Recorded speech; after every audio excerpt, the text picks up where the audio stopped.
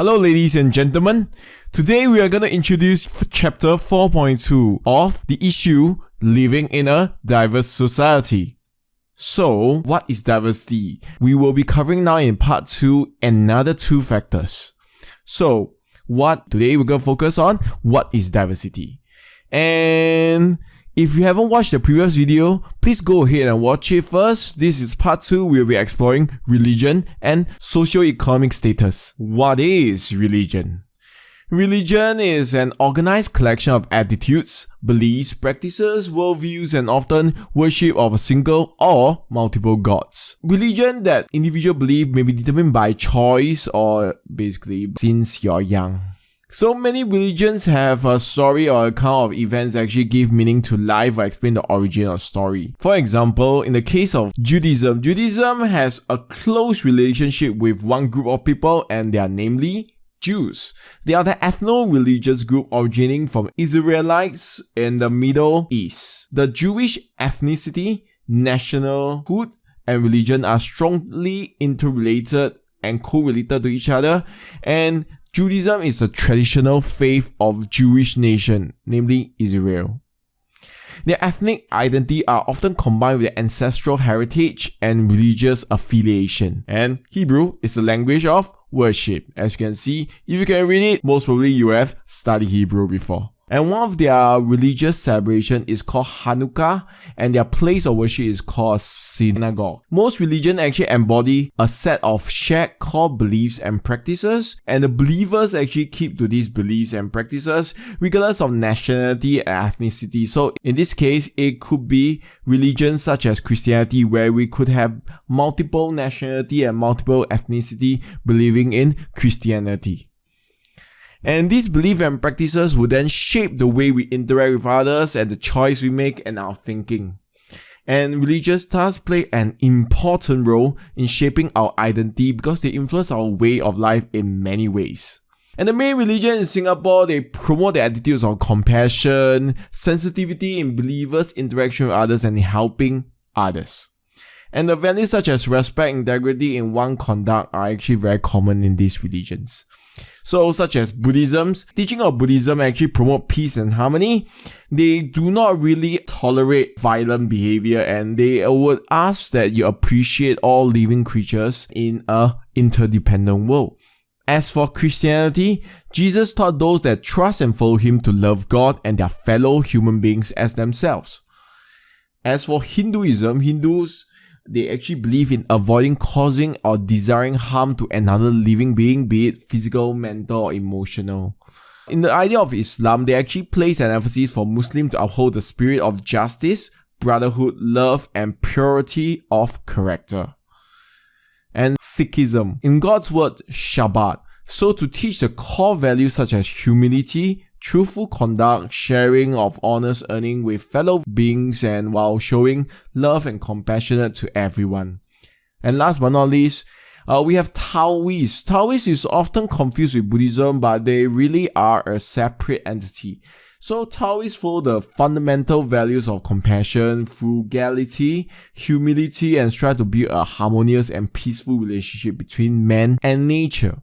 And Singapore citizens are actually free to declare and practice our religion as well to spread it. And this is in front of a F1 racing course. They all pray that it doesn't rain on their day. So all these religions are actually protected under Article 15, number 1 of Singapore Constitution, which states that every person has the right to profess and practice his religion and to propagate it. So, if we take a look at 2014 by the Pew Research Center, they found that Singapore is the world's most religiously diverse nation because we allow all to practice their religion. So, Buddhism take out 33%, you have Christianity 18.8%, Islam 14%, Taoism and folk religion 11%. No religion, or we like to call them atheists, they are actually 18.4%, and you have other religions. Well, these are the majority, as you can see. So let's take a look at a case study as inter-religion organization. So inter-religious organization in Singapore, they have been promoting peace and religious harmony in Singapore since 1949, which is, wow, way longer than Singapore independence. So the IRO organize activities and participate in local and international forums to learn more about what is being done in the region to promote religious harmony, because it's not just important to promote religious harmony in Singapore, it's important to promote in the region as well, to make sure that each and every region and country will be able to live harmoniously with their religion. So members of the IRO are religious leaders from the 10 major religions in Singapore. As you can see, the major religions I already shared with you previously, and they are the leaders. We are now exploring socio-economic status. This is one of the key components in understanding diversity in Singapore. What in the world is socio-economic status? Socio-economic status is actually an economic situation shared by a group of people. It is determined by individual or household income and occupation, what job you actually do, what kind of education you have, which qualify you for whichever occupation that you might have in the future, and ownership of wealth. This could come in terms of your family wealth, your own personal wealth, you won lottery kind of wealth, and these are not limited. They may actually be more next time. So socio-economic status of an individual may shape one life experience as it affects the choice of your housing. You can live in the condominium if you can afford it, or if not, you can live in rental flat if you really cannot afford to buy a public housing estate. And how about food? What kind of food you eat? Is it fine dining, hawker food, or perhaps even scrimping by on Maggie Mee? And you have entertainment, what kind of lifestyle entertainment choices you have, and the activities that you have that you can enjoy at your leisure time. This in turn can influence a circle of friends, those that are able to afford the same lifestyle, or perhaps even whatever kind of lifestyle that you desire. For example, people with higher socio-economic status usually do, and they can choose to do, sporting activities such as golf and polo. These are perhaps stereotypes, but you can say that they have tendency to do so. Fine dining, and you're traveling to distant destinations for vacations. They may not do so, but they definitely have a choice to do so. In socio-economic status, usually we divide them into 3 categories: the higher, the middle, and the lower. Higher socio-economic status. People who are born to wealthy family or accumulated a wealth through work or investments, they actually live in better housings, they have access to better food and vacations, last but not least, modes of transport. Especially for the really rich, they can even afford air transport, they are private. Mr. Tan Sri Koo Teck Puat was a prominent businessman and investor, and he is Singapore's richest man in 2004. He actually set up this Koo Teck Puat Foundation, and because of their donation towards building and funding a hospital was actually named after him. As you can see, even though he is very rich, he does think of people who may not be as well off as him and contribute towards their cause by building a hospital, so perhaps that will be able to render medical care towards those who needs it. Valencia Football Club owner Mr. Peter Lim donated at least $60 million between 2008-2014 to sports and education causes. Being better off in terms of socio-economic status does not mean that you should ignore the rest of those who are lower down the socio-economic ladder. And in Nippon Paint Singapore founder Mr. Goh Cheng Liang, he donated $40 million to Singapore National Cancer Center through his Goh Foundation for cancer research and to help set up a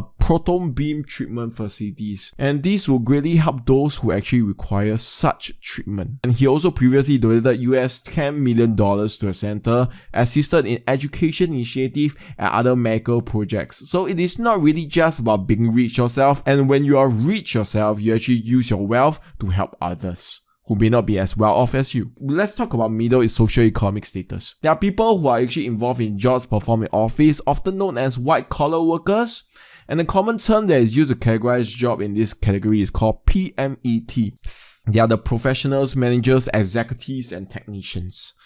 And profession managers, executive and cardiologists, veterinarian teachers, software developers, example. So when we are talking about lower socioeconomic status, we are talking about a number of them which are lower down the socioeconomic ladder.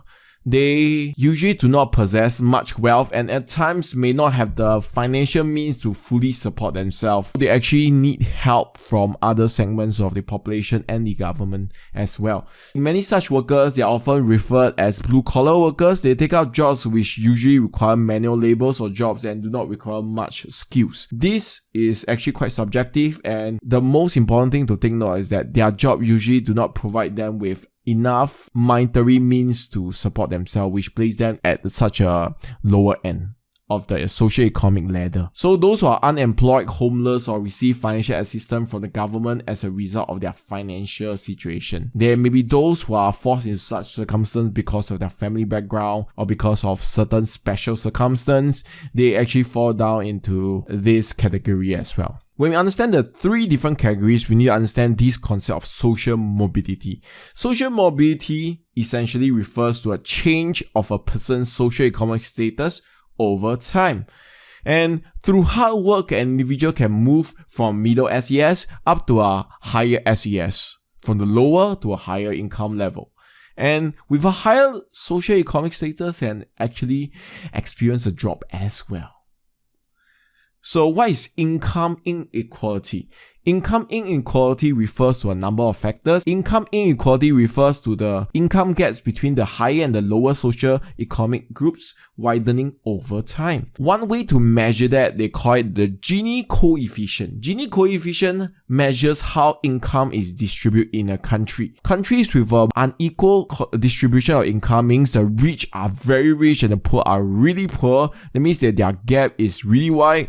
They will have a Gini coefficient closer to 1. So Singapore Gini coefficient, so the closer to 1, the more unequal it is. So in 1990s is 0.41, less than half. In 2007 we have 0.48, closer to 1. Then in 2014 we have actually dropped to 0.43. It's important to take into account the role of tax and transfers because the government plays a very huge role in this, where they actually distribute subsidies to a lower income and they will tax the higher income. In 2014, they actually dropped down to 0.37 after that. In 2015, what happened? What can you tell from 2005 all the way to 2015? We'll take a look from 0.22 all the way to 0.41 as compared to 0.465 compared to 0.463. When you have a before and after, please take note. When we just mentioned just now, we are referring to what happened before the government actually taxes and transfer the subsidies to a lower income. The coefficient might actually reduce. So it tells you whether it's successful or not. The income gap between the higher and lower socioeconomic status after government subsidies. So this plays a huge part to take note. So has the government policies been successful? If you see that the difference between the drop has been increasing, it means that the policies are becoming more successful. So based on the picture, can you see that the difference, is there a huge drop? Such as from 0.463 to 0.41, which is lower the better.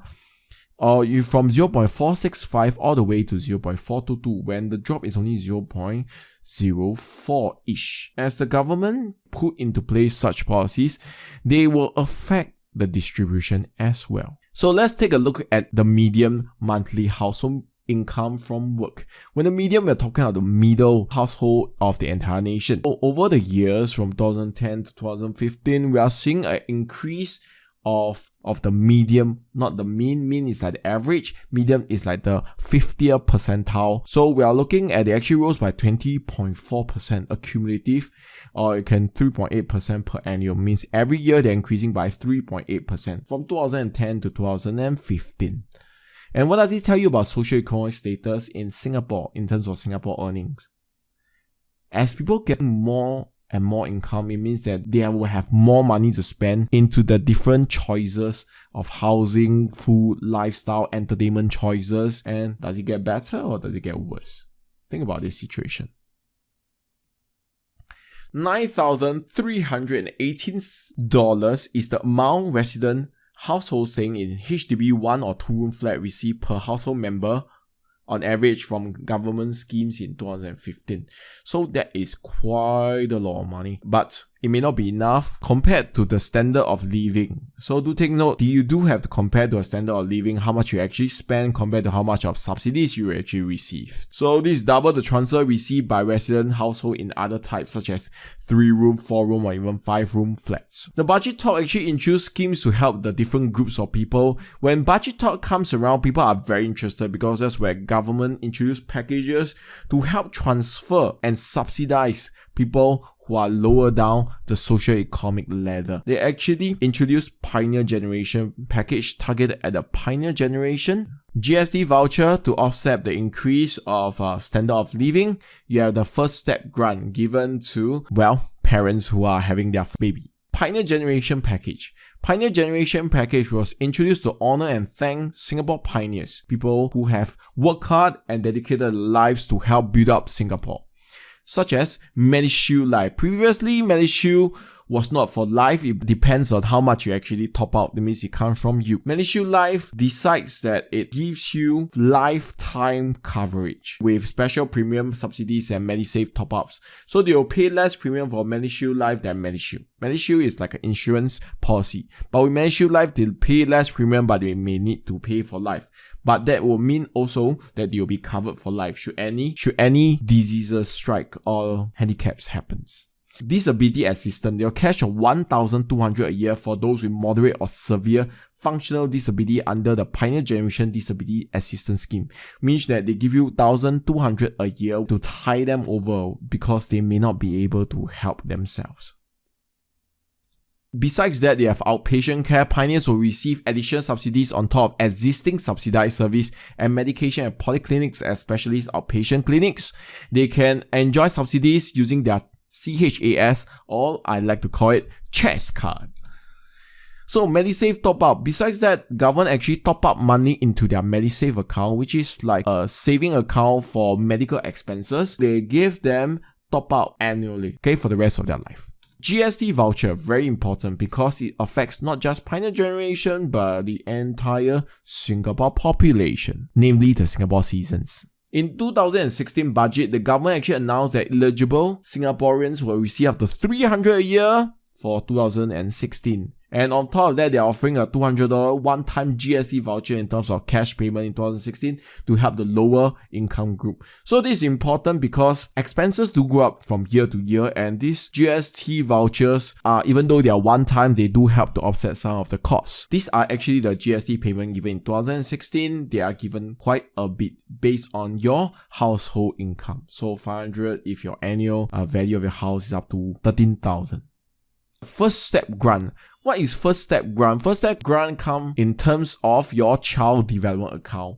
During budget 2016, Financial Minister then Mr. Heng Swee Keat announced that parents of babies born from 24th of March 2016 onwards, they'll receive $3,000 into their CDA account under the first step grant. So they'll receive a $3,000 to be used under special accounts such as medical expenses. So there are special saving accounts, they only be used at approved institution to pay for childcare or medical expenses and more. This shows the difference between them. So for the first and second child, after that you have the first step grant followed by co-adjusted payments. The idea is that if the parents put in the savings, the government will actually match dollar to dollar based on whatever that they have matched. So as you can see, the more child you have, the more payment they will actually give you, which is good because having a child in Singapore is quite expensive. So in September 2014, an assistance package was introduced to help the lower income household view free to air TV programs. The idea is that so that they'll be able to have entertainment options as well. Because watching TV, you do need to pay TV tax as well. They actually set up a free digital setup box and an indoor antenna and installation equipment. All this provided free of charge coming from tax. We have covered 4 different factors which affects diversity. And the differences and similarities that arise, they contribute to a society diversity, and this is quite important because diversity can also divide a society or lead to better understanding, shaping the state of harmony in a society, whether you choose to embrace it or it could potentially divide the country. So it is important to understand this. So that will be the end of chapter 4 part 2. I hope you enjoy this and thank you very much. If you like it, do press the like and subscribe as well.